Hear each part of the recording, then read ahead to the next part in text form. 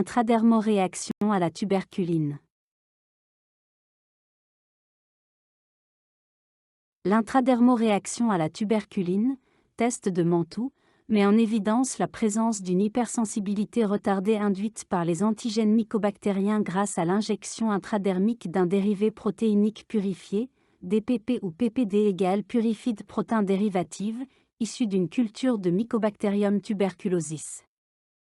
Lorsqu'on injecte de la tuberculine à un sujet déjà infecté par M. tuberculosis, une réaction d'hypersensibilité retardée se produit.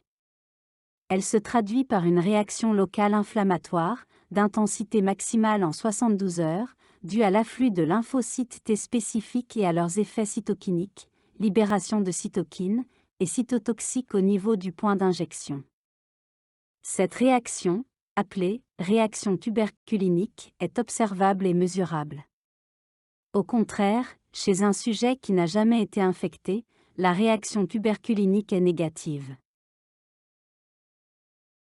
Les TB ont été utilisés pour la première fois en 1891, 9 années après la découverte du bacille tuberculeux par Robert Koch en 1882. En 1907, von Pirquet constate que les réinfections tuberculeuses diffèrent des primo-infections. Il en a déduit que cette réaction différente indique un certain degré de protection. Ceci était à la base de l'intradermoréaction à la tuberculine, IDR. En 1932, Seber et Minder réussirent à isoler le principe actif de la tuberculine responsable de la réaction cutanée, conduisant à la production de la tuberculine DPPS, DPP-Seber, le lot standard international de référence. En raison des variations des résultats des tests tuberculiniques provenant de différentes préparations, la tuberculine RT23 fut développée à partir de cette souche de Mycobacterium tuberculosis, Institut des sérums, Copenhague, pour donner la tuberculine de référence de l'Organisation mondiale de la santé, OMS, stabilisée par le Twin 80, 0,005%.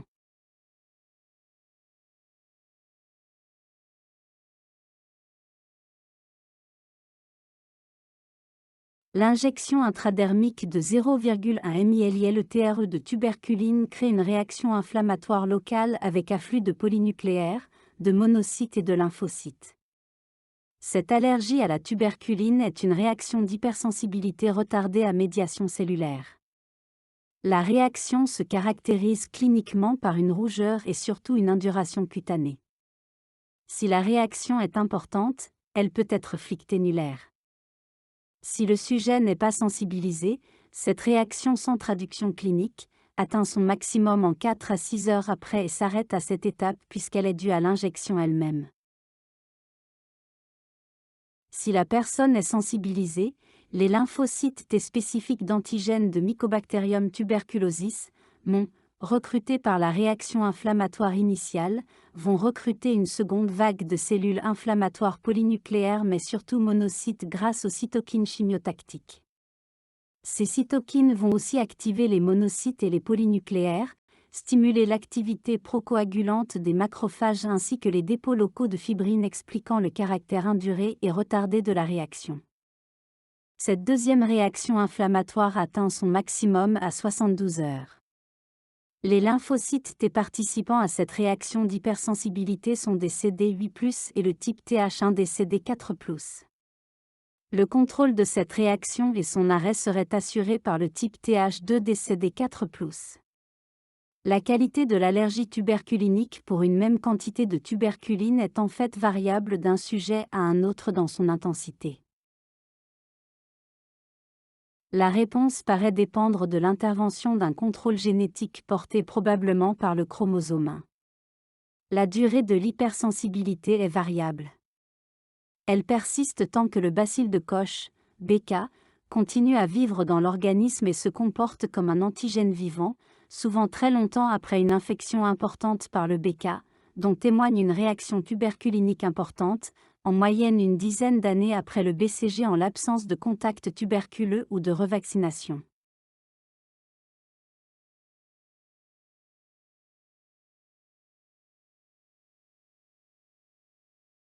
Une seringue de 1 ml, graduée en centièmes de millilitre. Une aiguille intradermique courte, 1 cm, fine, 5/10 de même, et à biseau court. Compresse ou tampon stérilisé sec. Éther ou eau oxygénée. Un flacon de tuberculine prêt à l'emploi conservé au réfrigérateur, tuberculine PPDRT 23, tuberculine de référence OMS. Un stylo à pointe fine. Une règle transparente graduée au millimètre.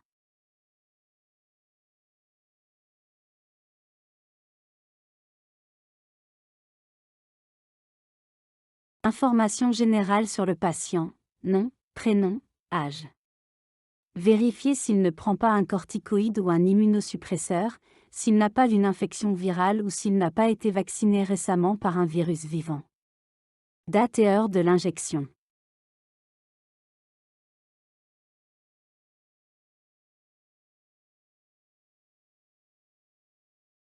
Diagnostic de la tuberculose de l'enfant. Diagnostic des localisations extra-pulmonaires de l'adulte. Diagnostic de la primo-infection tuberculeuse latente de l'enfant, enquête autour d'un cas de tuberculose. Malade devant recevoir des anti-TNF-alpha.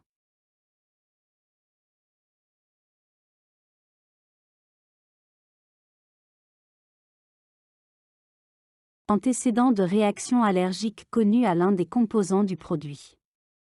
Antécédent de réaction sévère à la tuberculine, tuberculite, ulcération ou nécrose. Antécédent de tuberculose maladie clairement identifié.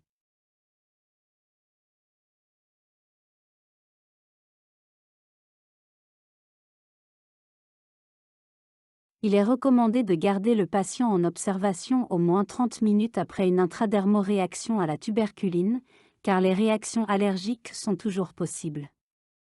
Un traitement adapté doit être disponible à proximité.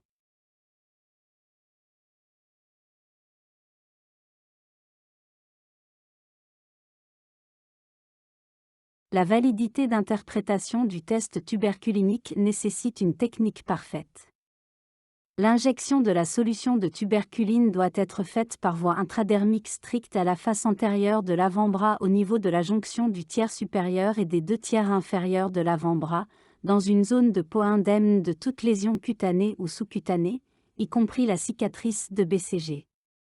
Avant l'injection, la peau est nettoyée avec un coton imbibé d'éther ou d'eau oxygénée, puis séchée à l'air libre. Le bouchon du flacon doit être également désinfecté. Attendre que le bouchon soit sec et insérer l'aiguille dans le flacon. Prélever 0,1 ml de la solution de tuberculine.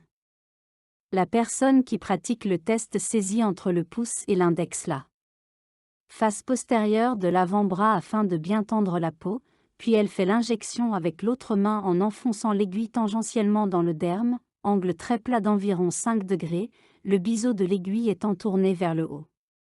Dès que la partie supérieure du biseau a disparu dans le derme, la tuberculine est injectée lentement jusqu'à épuiser la totalité de la dose, 0,1 ml.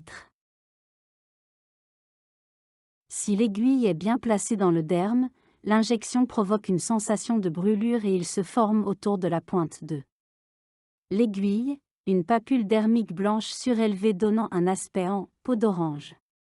Retirer l'aiguille. Ne pas mettre de pansement sur la ponction. Entourer le site d'injection à l'aide d'un marqueur indélébile. Ne pas laver ni gratter l'endroit où le test tuberculinique a été fait.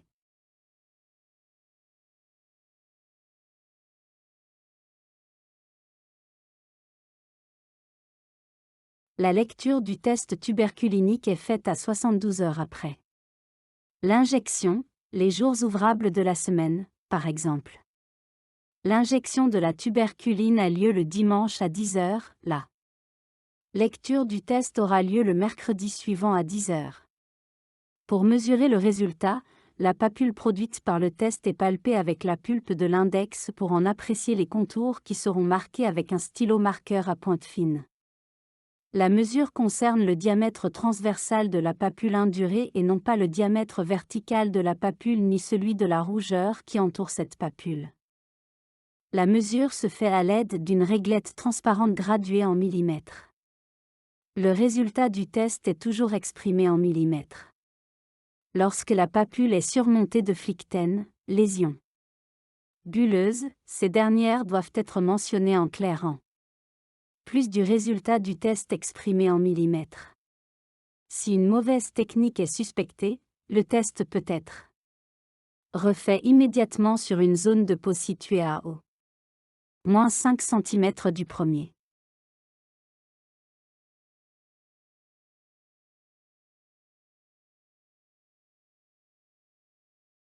Une IDR à la tuberculine dont le diamètre d'induration est supérieur ou égal à 10.